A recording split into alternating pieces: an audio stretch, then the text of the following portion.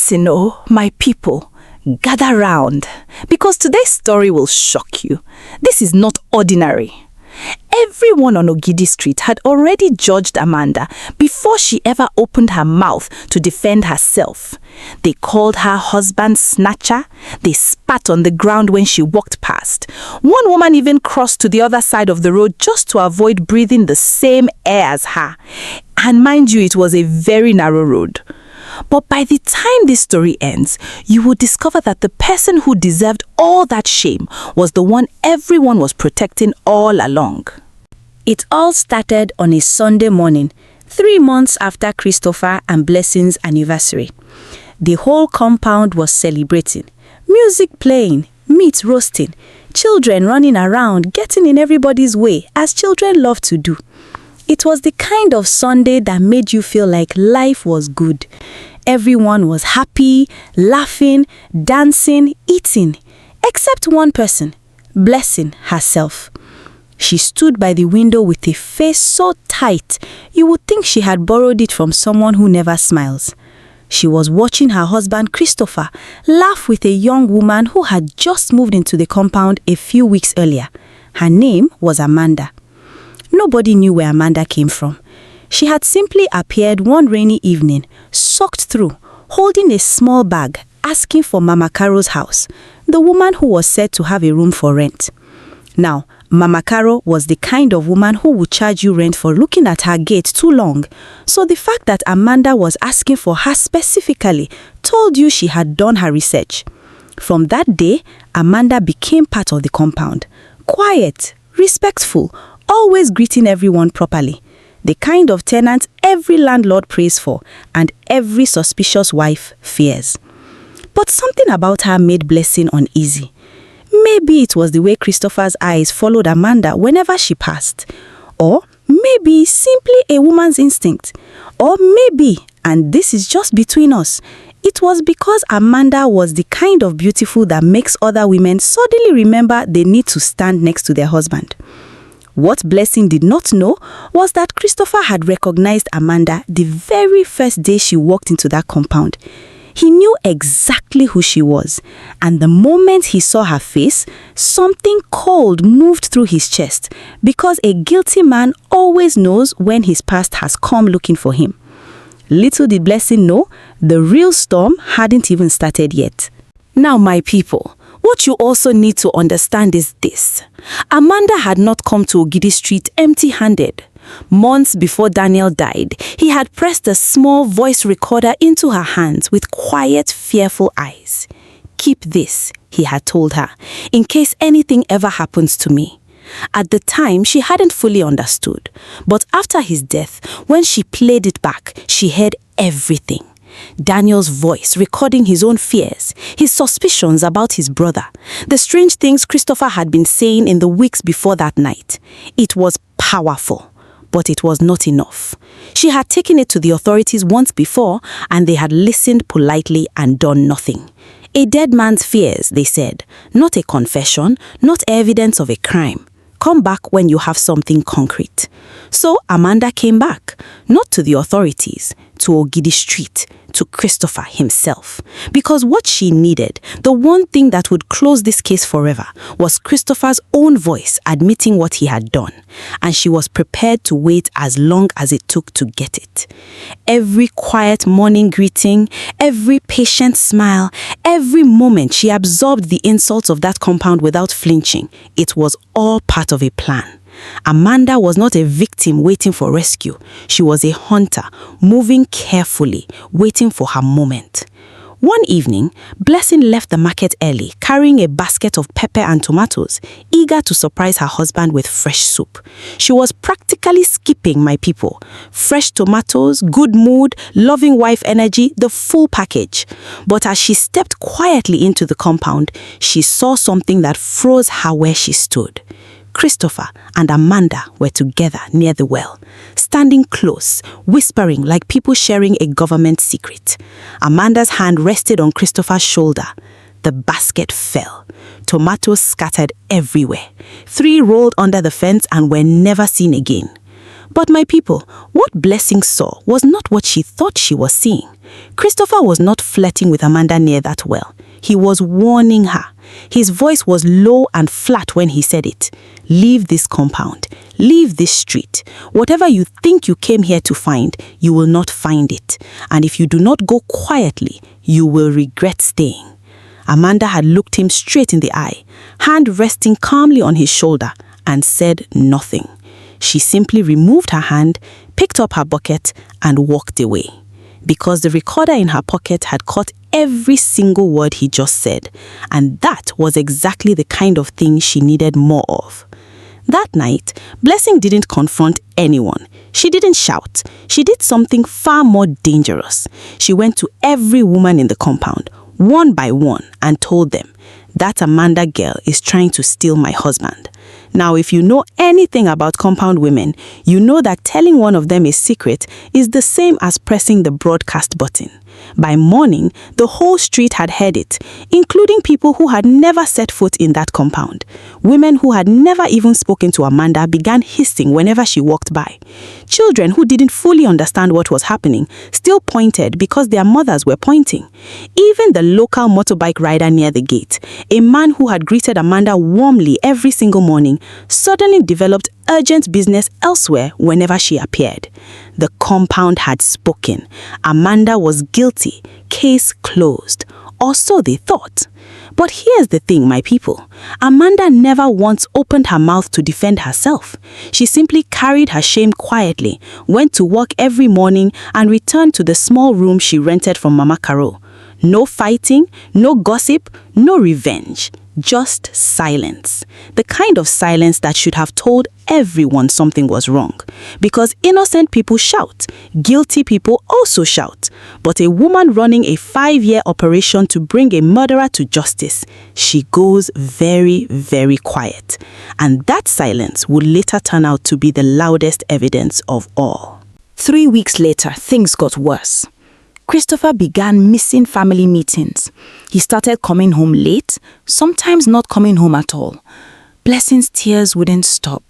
Her mother, Mama Rose, visited her one Saturday and found her crying on the kitchen floor, surrounded by unwashed pots and yesterday's problems. Mama Rose sat down, folded her wrapper and said, "My daughter, don't fight this with curses.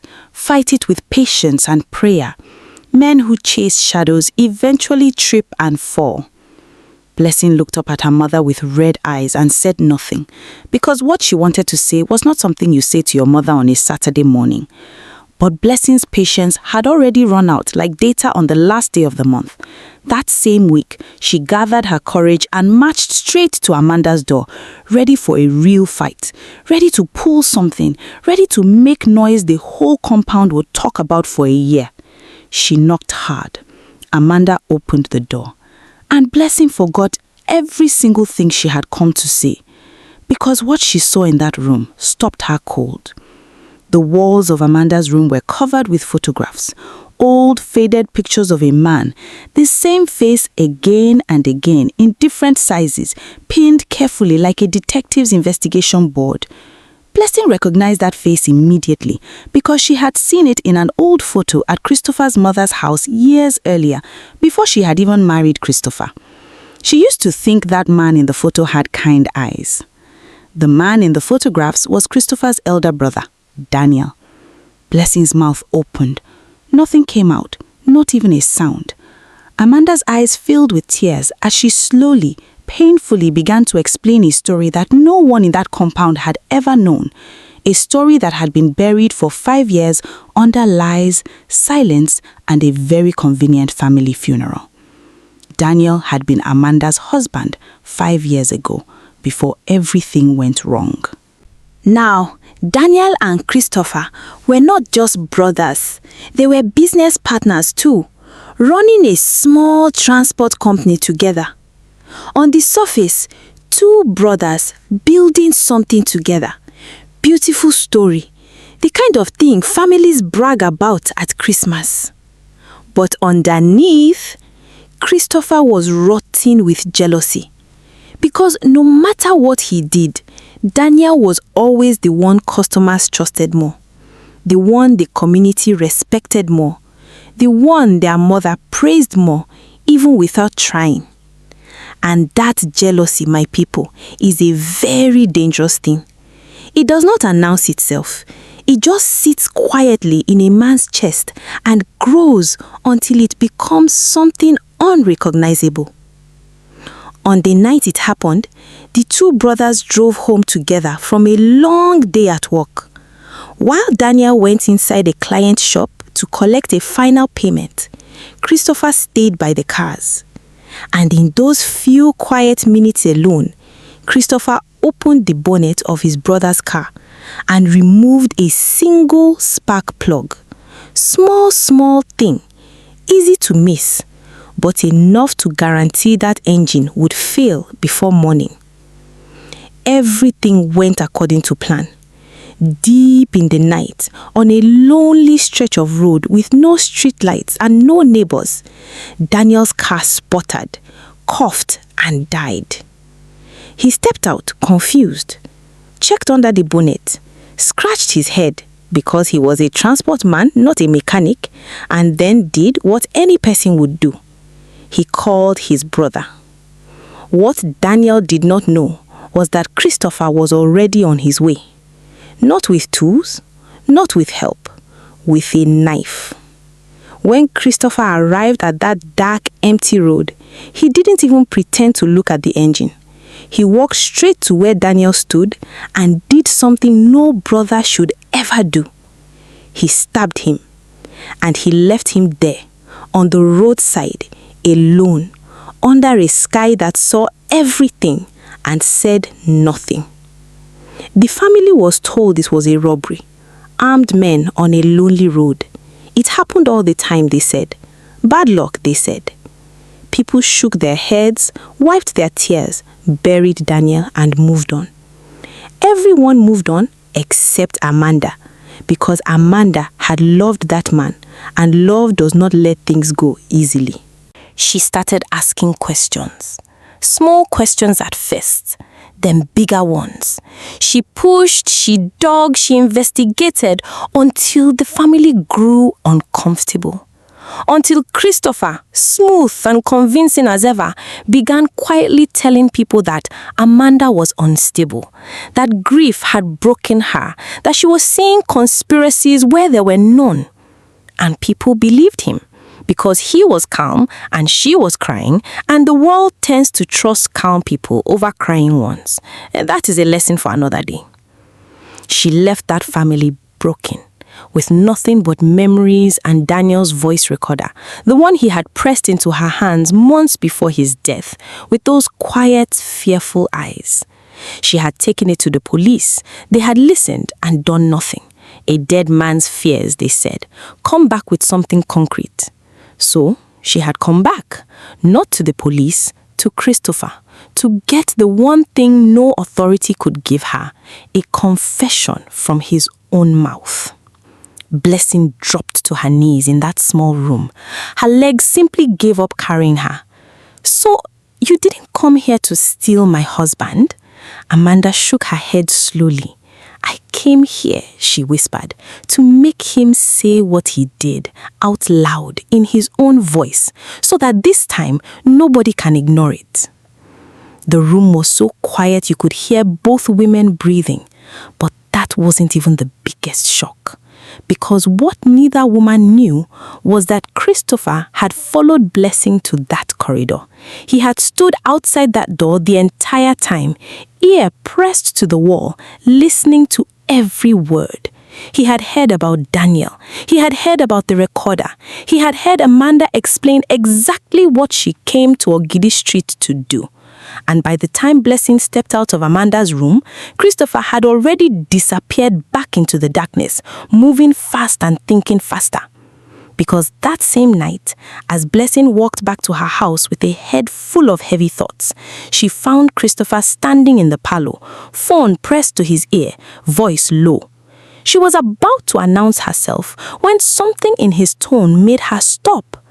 If Amanda doesn't leave this compound by tomorrow, I'll deal with her the same way I dealt with Daniel.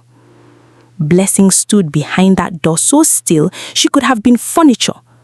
Christopher continued, voice cold and flat, the way a man sounds when he has made peace with something terrible. Nobody will ever find out what really happened that night. I've buried that secret well, unless someone stubborn decides to dig it up. And there it was. Not a rumor, not a suspicion, his own voice, his own words in his own house. For the first time since her marriage, Blessing saw her husband clearly.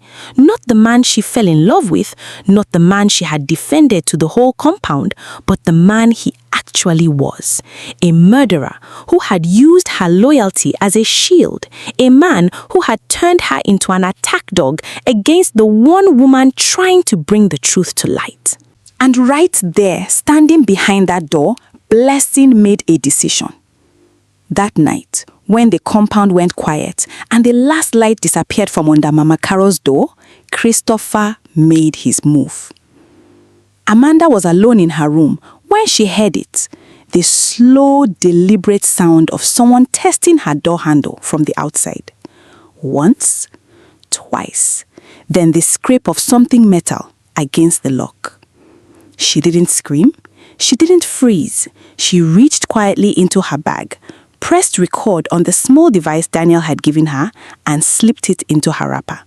Then she backed against the wall and waited. The lock gave. The door swung open. Christopher stood in the doorway. No more Sunday smile. No more compound performance. Just a man who had run out of options and knew it. "Give me the recorder," he said quietly. "Pack your things and leave this street tonight. I will let you go. That is my final offer." Amanda looked at him steadily. "What recorder, Christopher?" His jaw tightened. "Don't play games with me. I heard everything. I know what Daniel gave you. I know why you came here. Give it to me and this ends tonight." Amanda tilted her head slowly. "And if I don't, Christopher?" Something shifted in his face.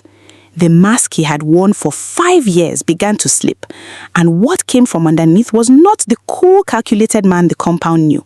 It was something rawer, uglier, a man eaten alive by what he had done and furious at being found out. "You think I don't know what Daniel was?" he snapped, his voice rising despite himself.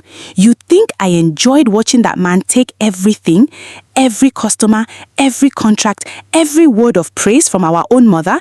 It was always Daniel, Daniel, Daniel this, Daniel that. Even in his own house, he was more a man than me." His voice cracked on that last word and then hardened again immediately. "I built that company with my own hands, my sweat, and he just stood there and collected the glory like it was his right." Amanda said nothing. She let him talk. And Christopher, 5 years of buried guilt now boiling over in a dark room at midnight, could not stop himself. "I don't regret it," he said, slamming his hand against the wall. "I called him to that road. I fixed his car so it would break down. I went there and I finished it, because if I didn't, I would have spent the rest of my life being Daniel's little brother, his shadow, his nobody." He was breathing hard. Now, eyes wild, voice shaking with something between rage and relief, the terrible relief of a confession finally escaping after years of imprisonment. "He begged me, you know. He actually begged me, and I still did it, because I was done begging life for what should have been mine." The room was completely still. Christopher blinked, looked at Amanda's face, and slowly, horribly slowly, realized what he had just done. His eyes dropped to her wrapper, to the small outline of the recorder pressed against her side. "You," he started. "Christopher." He spun around. Blessing stood in the corridor behind him, phone raised, face made of stone. "I already sent this recording to 3 people. If anything happens to either of us tonight, they post everything." The silence that followed was the longest silence Ogidi Street had ever known. Christopher looked at his wife, then at Amanda, then at the phone. Then at the recorder, the triangle of his own ruin closing slowly, completely, permanently around him. His shoulders dropped. Something in him simply stopped, like a machine finally running out of fuel after years of running on borrowed power. He sat down on the edge of Amanda's bed, uninvited, unasked, put his face in his hands, and for the first time in 5 years, Christopher began to cry. Not the crying of a man seeking sympathy, the crying of a man who had just heard his own words out loud and could not take a single one of them back. Nobody comforted him. Nobody moved to touch his shoulder or soften what that moment felt like. The two women simply stood and let the truth finish its work. Unfortunately, the trouble was only beginning for Christopher, because Blessing had now heard everything, and Blessing, my people, was done being quiet. The next morning, Christopher woke up, dressed himself, stepped outside, and smiled at the compound as usual. Good morning smile, everything is fine smile. He even hummed a little song. Not one person responded. No good morning, sir, no greetings, no smiles back, just stares, the kind of stares that follow you like a bad smell. Even the compound dog, which used to wag its tail whenever Christopher walked by, just looked at him and walked away. Animals know things, my people. Because overnight, Blessing had gone to every single woman she had previously poisoned against Amanda and told them the truth. All of it, every detail. She didn't leave anything out. The women listened, and the women, God bless compound women, acted immediately. The same women who had hissed at Amanda just the week before were now at her door, begging forgiveness, pressing her hands, offering her food. Mama Caro, who had watched all of this from her landlady throne and trusted nobody, came forward to confirm that strange men had been coming around at odd hours asking about Amanda. Men she now understood Christopher had sent to frighten her quietly. Even the motorbike rider came back and apologized. The man actually apologized, said he should have known better. That is growth. Now, Christopher, give him some credit, did not go down without a performance. He walked to the center of the compound, stood tall, puffed his chest, and launched into what can only be described as the greatest acting display Ogidi Street had ever witnessed.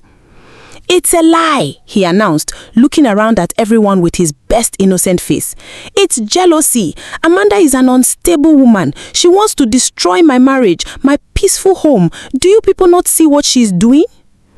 A few people actually hesitated. You know how it is. A confident man shouting innocence can confuse even people who already know the truth.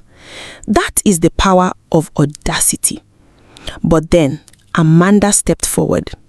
She was calm, trembling slightly, yes, but calm in the way that only a woman who has been waiting 5 years for this moment can be calm.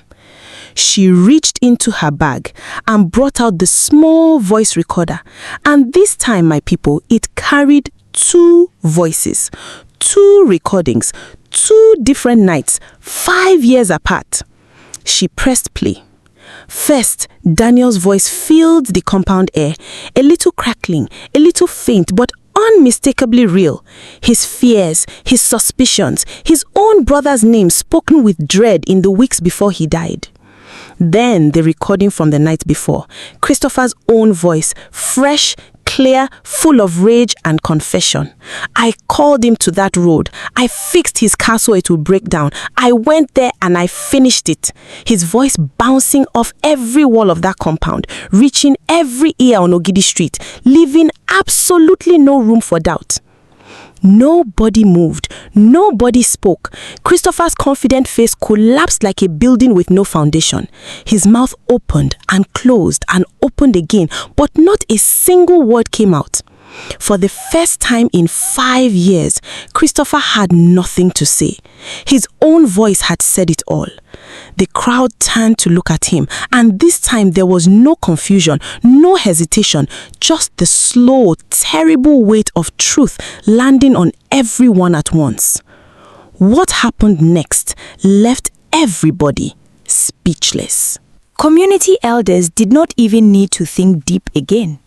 Police, whom sharp-eyed neighbors had already quietly called, arrived at the compound before Christopher could gather himself enough to think about running. As they led him away in handcuffs, past the women he had manipulated, past the compound he had performed innocence in for years, past Amanda, who stood watching with quiet, exhausted tears, he looked like exactly what he was, a small man who had done a terrible thing and spent 5 years pretending otherwise. Blessing stood at the entrance of the compound and watched them take him. Her wedding ring was still on her finger. She looked down at it once, then back up at Christopher's retreating figure and said nothing. There was nothing left to say. She didn't cry for him. She cried for the years she had wasted defending a lie. She cried for the tomatoes she had dropped. She cried for Amanda, the woman she had nearly destroyed with her own loud mouth, who was now standing beside her, also crying for very different reasons. 2 women, 2 entirely different kinds of grief, standing in the same compound, finally on the same side. In the weeks that followed, something nobody expected began to happen. Blessing and Amanda, once enemies by misunderstanding, became sisters through truth. Blessing helped Amanda reopen Daniel's case properly, this time with full community support, witness statements, and 2 recordings that waited 5 years to be heard. Christopher was arrested and formally charged for the murder of his own brother. His transport business, the very company he killed Daniel to control, was seized and redistributed. And fittingly, it went to Amanda, Daniel's widow, Daniel's rightful heir. Blessing moved out of that compound and started fresh with her 2 children. Quieter now, more careful, less quick to believe what people whispered, and more willing to ask what the silence was hiding. And Amanda, finally free, finally clear of the cloud of suspicion that had followed her for 5 years, found something she hadn't expected when she moved to Ogidi Street. She found peace, and she found a friend. Thank you for listening till the end. See you in our next episode. Bye!